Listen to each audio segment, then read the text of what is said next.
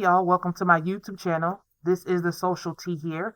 I'll be here talking about all things social, including celebrity news, reality shows, and what's going on in pop culture. In other words, I'll be spilling the tea and telling everybody's business. However, we know folks always give their feelings, so I must say all things stated here are alleged and are my opinion only. Now, before we get our teacups out, make sure you hit the notification bell, like, share, and subscribe. So, with that being said, relax, get comfortable, and let's get into it. So hard to get this video out since Monday. The show that aired Sunday night. I've been trying to get this out. I tried to get this out on Monday. It is Friday. But situations in these streets, these YouTube, these social media streets have been so hot. Like I said in my other videos, SWV Xscape and Kandi have been in the news slash social media for 2, 3, 4 weeks in a row. Like, so many things have been happening with Kandi, the group, other people with them intertwined. I mean, this is just marketing genius. If they were trying to market the show for people to watch, this is just marketing genius. However, I do believe the success of the show is because these women have real issues they're dealing with. So I would say to the ladies of the Real Housewives of Potomac, learn, watch. This is how you do reality TV. You can do reality TV without having fake storylines, ladies. Anyway, so the show starts out showing flashbacks of the last 2 episodes. Just a brief pan over Kandi, Tiny, and Tamika's life and where they are. And so the show starts out with Latasha meeting up with Taj in a museum in Nashville. Now remember, Latasha was shopping for a record deal with Motown Gospel. So then they start going over the issues that Latasha and Tamika have. Because remember, Taj did meet up with Tamika. So she's kind of privy to what's going on with them as sisters. So then Latasha tells Taj that she had a meeting for a record deal for her solo deal. And she says she needs some freedom. Freedom from what? Just freedom from what? So then after that meetup, then it goes on to Coko and her friends. And it looks like, Coko has a nice time or whatever. Big shout out. Coko does live in Virginia Beach, Virginia. My hometown is Hampton, VA. So, you know. Anyway, but like I said, Coco's meeting up with her friends, hanging out, just doing normal stuff. Not Coko from SWV, but just Coko. And, she goes into say she does what she does and leaves. And when she said that, that just gave me the impression that Coko, Taj, and Lily aren't really cool outside of SWV. I think it's just business, or is it me? I mean, they did, I guess, get on IG because of what's going on social media. But I mean, that just gave me the impression like she's like, I do what I do and I leave. Like, okay, like, hey, girl. Anyway, she also goes into talk about how she was diagnosed with bipolar depression in 2017. How she felt like she was going to kill somebody. That's ooh. So I mean, that is good that she did get help, and that's good that she knows herself well enough to know what she will and won't do. So I thought that was really good for her. And then it goes into show how SWV did a little bit of shows and I guess touring and how their schedule is. And then we fast forward to the showdown, or I guess what everybody wanted. One of the things that everybody wanted to see was Tamika and her mother, Miss Gloria. So they both meet up. Miss Gloria comes to Tamika's house. It seems like they're hesitant but happy to see each other. Miss Tamika does cook for Miss Gloria. They sit down, but they get straight into it. Miss Gloria just asks her straight out the gate, like, what is going on between you, me, and Latasha. And so Tamika just tells her mother that she believes that she shows her sister Latasha favoritism, and goes on to explain that Miss Gloria lets Latasha explain herself, and she does not let Tamika do the same. So then Miss Gloria goes into basically says she does that because Latasha is respectful, basically, and Tamika is not. Um, I don't know if anybody else picked up on this, but as they were sitting there talking, it felt like watching Tamika like she went back into a childlike state, almost like she was a little girl again. Like just her mannerisms and just like the look on her face. Like that's just what I picked up. That's what I saw. It was like she was almost scared to like just speak her mind and tell her mother how she felt in that moment. Um, and her mother really didn't allow her to talk. Every time Tamika would say something, she would immediately talk over her anytime she had something to say. And then the part that got me is when she talked about how she was a fifth member of Xscape, and basically she was the reason for Tamika and Latasha's success since their father just left them with nothing. He left them destitute. And then they show Tamika in a confessional, and Tamika goes to explain how she feels that her mother really never got over the divorce with their father.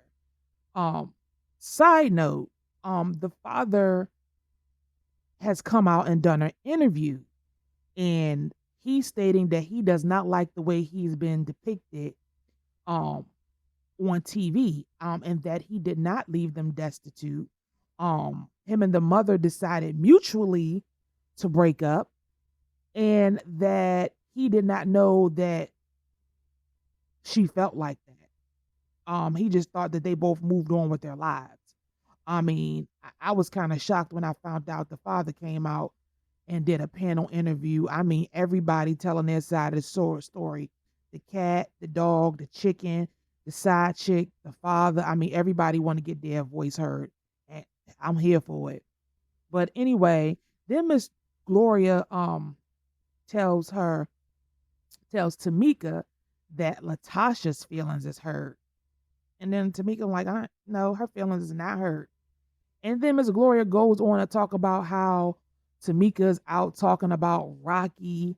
And then Tamika just was like, no, I only talk about him when he inserts himself in my business, and Xscape is my business. Um, and then I guess Miss Gloria was like, well, if you can sleep at night. And then I think this is when Tamika snapped out of her childlike state, and she just really just snapped back into the grown 40-plus-year-old Tamika and was like, you know what? I just can't. I just can't. So she puts her foot down and is like, I'm just gonna have to step back because this is too much. If you can't respect me as an adult, I'm just going to have to step back. But going on to that situation with the $30,000 that Rocky allegedly stole. So a lot of people wanted to know like more in depth about this whole situation and how he stole the $30,000. So the girls also did a Access Atlanta interview recently, and it was done with Tamika, Tiny, and Kandi. And Tamika goes into depth how the $30,000 was stolen. In the interview, Tamika states at the time the money was stolen, she was living in New York, and her sister and Rocky were living with their mother, Miss Gloria. She then found out that she wasn't receiving her royalty checks. When she found out she wasn't receiving her royalty checks, she contacted Sound Exchange. If you don't know what Sound Exchange is, again, it's a company that collects royalties for entertainers, basically. So when she contacted them, they sent her copies of her cash checks and told her that her address had been changed from her New York address to her mother's address. They also told her, or she seen on the back of the checks, that her sister's husband's name was endorsed on the back along with her name. Somebody forged her name on the back of the checks. Also further found out that her passport was used and a fake Gmail account was used to stay in contact with Sound Exchange. So for me, that does not sound like she is lying. It is too much information involved, and I do believe her mother knew about the $30,000. And when I saw that, this whole situation with her sitting with her mother, I just really like wanted to give her a big hug. You know what I'm saying? Because that's sad to see, being the black sheep of the family and nobody really like having your back. It's like you against everybody. But I'm glad she really put her foot down and told her mother if she can't respect her as an adult, she's just going to have to step back. The mother really did apologize to her. They did hug it out. I hope her and her mother relationship has gotten better. But that was really, really hard to watch. So then we have the show going on and Taj coming over Candy's house. And, they kind of hang out and Taj tells Kandi that she met up with Latasha in Nashville. She also tells Kandi that Latasha was in Nashville to meet up with Motown Gospel. So Kandi was like, I already knew it. I knew something was up. She did the same thing years ago. And then Taj also goes into saying that Coko did the same thing to SWV back in the day. But they, talk. And then Taj invites Xscape to their rehearsal so both groups can meet up and talk about business and talk about if they're going to do this show together or the tour together. And then we go on to Lily. She's having dinner with her son. Lily lives in Atlanta and her son is a rapper. It also talks about her situation when Coko went solo in 1998 and the group SWV broke up. She basically went broke and lived out of her car. She also talks about how she had to get a regular job and she felt like, the people at her regular job were kind of like making fun of her because like, oh, you was like such this successful singer and in the music business and now you're like a regular person. So she talks about that. But it is sad to see when members of big groups go broke. So I completely understand why Kandi was so hesitant and why she gave Latasha the side eye because she's just never just straight up with the group. I don't think anyone has an issue with her going solo. It's just the way she goes about doing it. She leaves everybody in the dark and then she never gives anybody a heads up at all. Like, just to be honest, this is like people's livelihood. So I kind of understand where Candy's coming from. But then we go on to Latasha in the studio and it's good. She finally getting her solo deal on. However, the way things are playing out right now, you never win when you play dirty. Ever, ever. So then her husband Rocky shows up. And then Latasha tells him that Kandi texted her because the group wants to meet up. But then Rocky said, well, how that's going to work because you and your sister are not getting along or not even talking. And your sister's basically accusing me of stuff. I'm like, she accusing you of stealing. You stole her money. Then he goes, I forgive her. Really? You forgive her for stealing her money? Like, anyway, moving on. And at this point, she has not told the girls that she is going solo. So she still has them in the dark. So then we go to Coco's son, Jay. He wants to follow in his mother's footsteps. He wants to sing. He does have a nice singing voice. The problem is he is currently in college studying dentistry. So I can relate to that whole situation having kids in college. My oldest graduated high school at 16 and she's now in college studying IT. So I can kind of understand that. I hope she doesn't change her mind about anything. And then my son, he's in high school. So that'll totally be like a situation if they both are in college and they just decide they just want to drop out to just do something completely random. I mean, as their mother, I would support him and her. I do understand that aspect of the story about Coko. But anyway, we pan over to now Kandi is driving up to meet up with everybody at the SWV rehearsal. And Kandi basically says, "Yeah, I told Tamika and Tiny um that Latasha's going solo." She's basically like confirming I was right. That's why she was acting funny. And so now both groups are at the SWV rehearsal and Latasha's there. Latasha shows up. Again, everybody starts talking. Everybody is kind of like feeling good about it. And of course, Latasha, she seems hesitant. But we know why she's hesitant because now she has something for herself and she feels like she really doesn't need the group. That's just 100. So then she seems hesitant, but then she's in. So then Kandi out of the blue starts talking about tour billing and who should headline. And this is where the problem lies. SWV said that both groups should headline or co-headline, like SWV Xscape. That is their tour. So then I don't know how it went left, but Kandi started talking about how much money the group should get. And then, I mean, the tension just gets thick. I mean, this episode had people on the Xscape side. This episode had people on the SWV side. I have said it before. I think it should be a co-effort if they were to do anything of this magnitude, because both groups are great. But fast forward, Kandi did come out with the speak on it, and Kandi spoke on it, and she basically gave her breakdown of why she was so adamant about Xscape being the headliner of the show. So when she came out with that, I kind of understood, because now that when Xscape came out with the Great Xscape tour, that kind of put them on top as an act to be able to headline their own tour and make money. Mind you, they sold out 30 cities. That's kind of a big deal.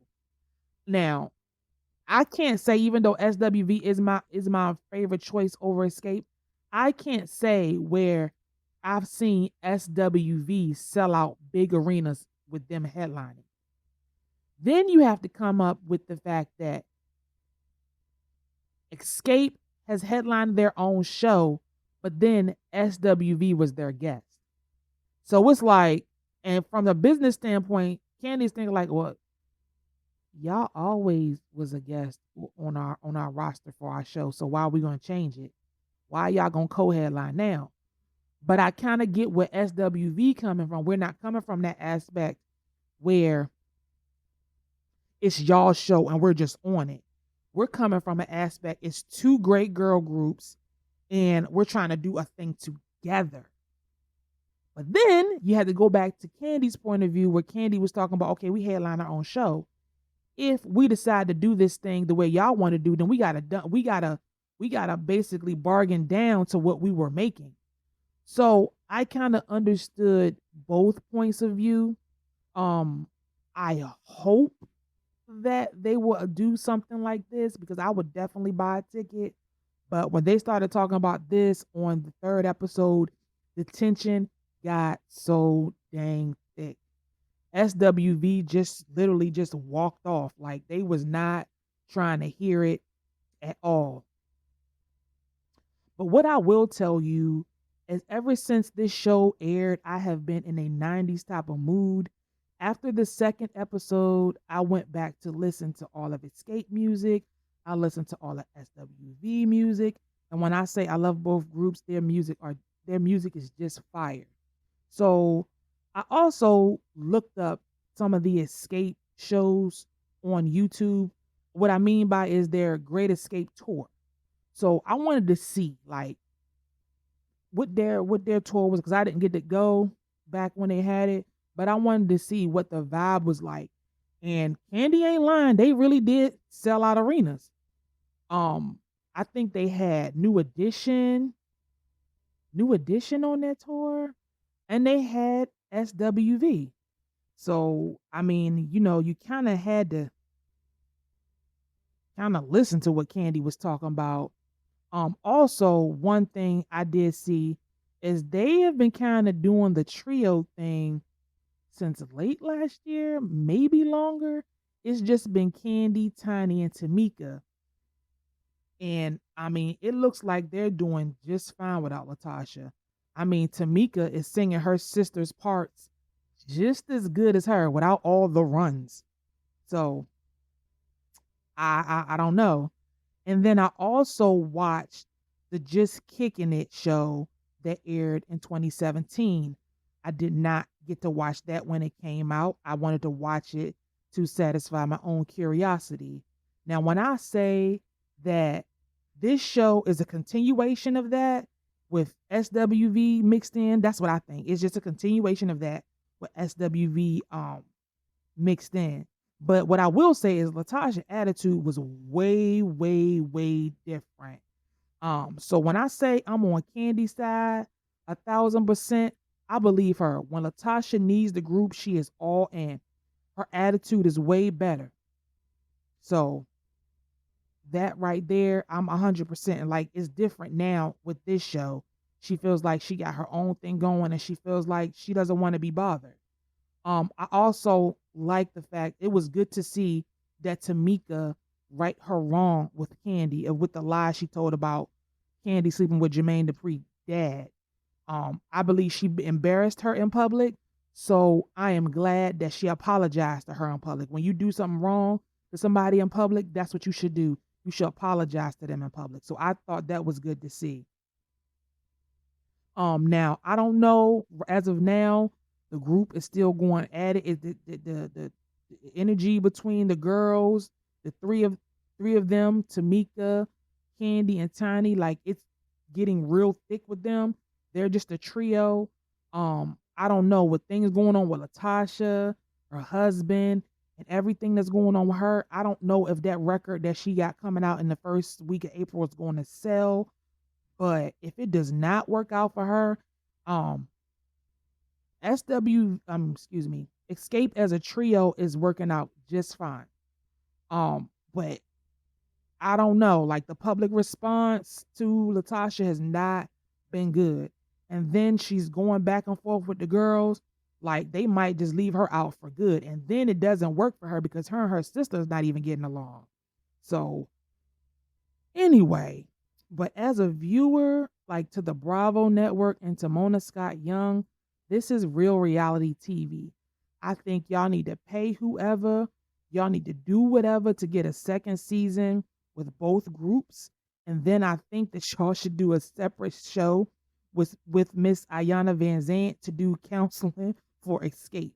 And then have a tour. Now that would be epic and ratings goal, like period. I enjoy the show. It is very much keeping me as a content creator busy. Like I said, this show aired on Sunday night. It is now Friday. And the next episode, the 4th episode, is about to come on. It has been so much going on in between, episodes and during the week with the shows and everybody. It's been like crazy. This is real reality TV. But anyway, make sure you comment, hit your notification bell, like, share, and subscribe.